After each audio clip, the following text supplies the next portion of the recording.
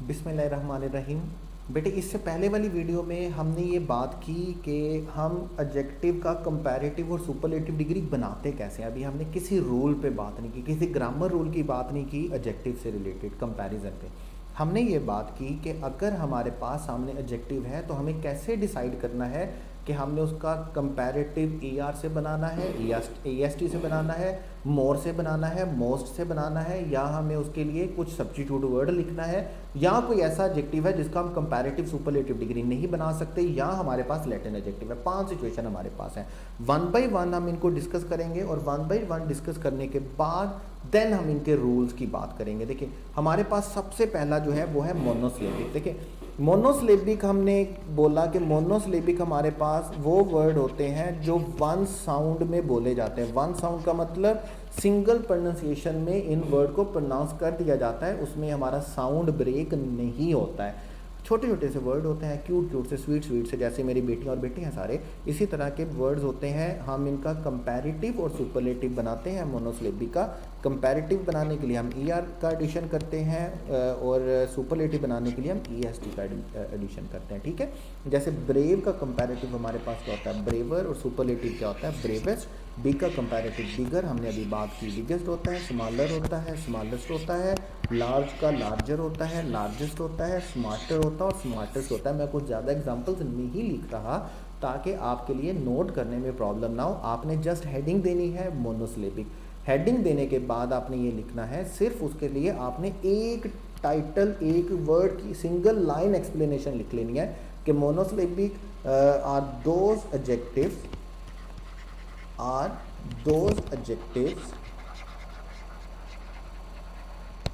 which are pronounced in single pronunciation, in single sound।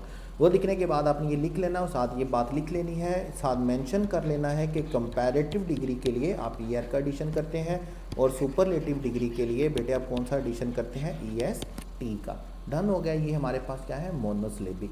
उसके बाद second हमने बात की थी more than one syllabic. More than one syllabic का हमने क्या कहा, जब हमारा एडजेक्टिव जो ऐसा होगा जिसका साउंड एक से वन सिलेबिक से ज़्यादा होगा, 2 हो सकता है, 3 हो सकता है, 4 हो सकता है, 5 हो सकता है। मोर देन वन सिलेबिक होगा जिसकी प्रोनाउंसिएशन के दरमियान साउंड ब्रेक होता है। जैसे अभी हम बात कर रहे थे, इंटेलिजेंट 4 सिलेबिक है, ऑनरेबल 3 सिलेबिक है, 4 सिलेबिक भी हो सकता है, वंडरफुल 3 सिलेबिक है, ब्यूटीफुल 4 सिलेबिक है। इनका कंपैरेटिव बनाने के लिए हम कौन सा वर्ड यूज़ करेंगे, मोर का, और सुपरलेटिव बनाने के लिए हम कौन सा वर्ड यूज़ करेंगे, मोस्ट का।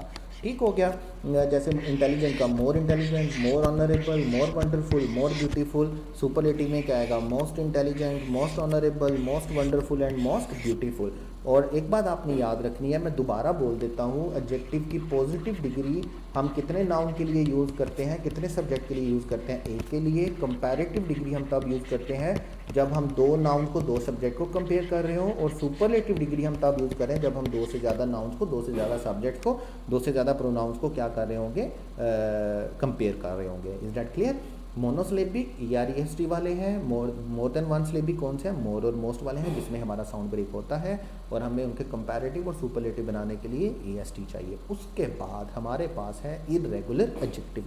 इर्रेगुलर एडजेक्टिव वो एडजेक्टिव है, मैंने अभी आपको बताया, जिन पे ER और EST का रूल अप्लाई नहीं होगा, जिन पे मोर और मोस्ट का रूल अप्लाई नहीं होगा। मैंने आपसे कहा ये 2 तरह के होते हैं, या तो पहले वो हैं जिनके साथ ER और EST का रूल अप्लाई नहीं होता। जैसे देखिए, गुड का कंपैरेटिव क्या होता है, बेटर, और सुपरलेटिव क्या होता है, बेस्ट। और एक बात ये भी याद रखनी है, वेल एडवर्ब होता है, एडजेक्टिव नहीं होता। ये एडवर्ब में जाके हम पढ़ेंगे इस रूल को, गुड और वेल को। यहाँ पर मैं आपको बता देता हूँ, आपके पास वर्ड गुड हो या आपके पास वर्ड वेल हो, दोनों का कंपैरेटिव आप कैसे बनाएंगे, बेटर के साथ और बेस्ट के साथ।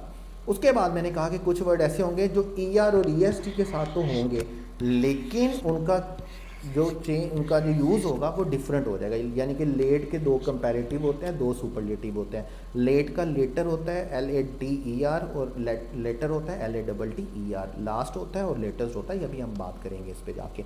ठीक हो गया।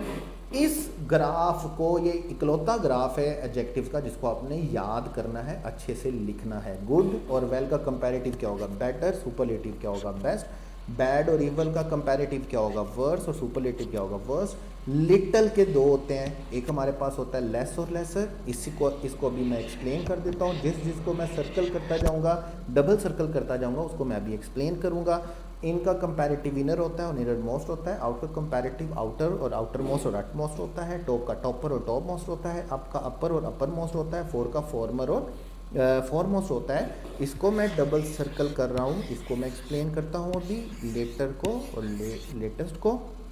फार के दो कंपैरेटिव डिग्रीज होते हैं हमारे पास, फार्दर और फर्दर। इसको भी मैं डबल सर्कल कर रहा हूँ, इसको भी मैं अभी एक्सप्लेन करता हूँ। इसी तरह ओल्ड का जो वर्ड होता है, मच और मैनी दोनों सूरतें आप याद रखते हैं बड़े अच्छे तरीके से। आपको पता है कि मैनी का वर्ड हम किसके लिए यूज़ करते हैं? काउंटेबल नाउन्स के लिए, एडजेक्टिव ऑफ नंबर के तौर पे। और मच का वर्ड हम क्वांटिटी के लिए यूज़ करते हैं। इन दोनों का कंपैरेटिव हमारे पास क्या होता है? मोर। और सुपरलेटिव क्या होता है? मोस्ट। इसके बाद हमारे पास ओल्डर और एल्डर दो कंपैरेटिव होते हैं, इनको भी मैं डबल सर्कल कर रहा हूँ, इनको भी मैं अभी एक्सप्लेन कर देता हूँ।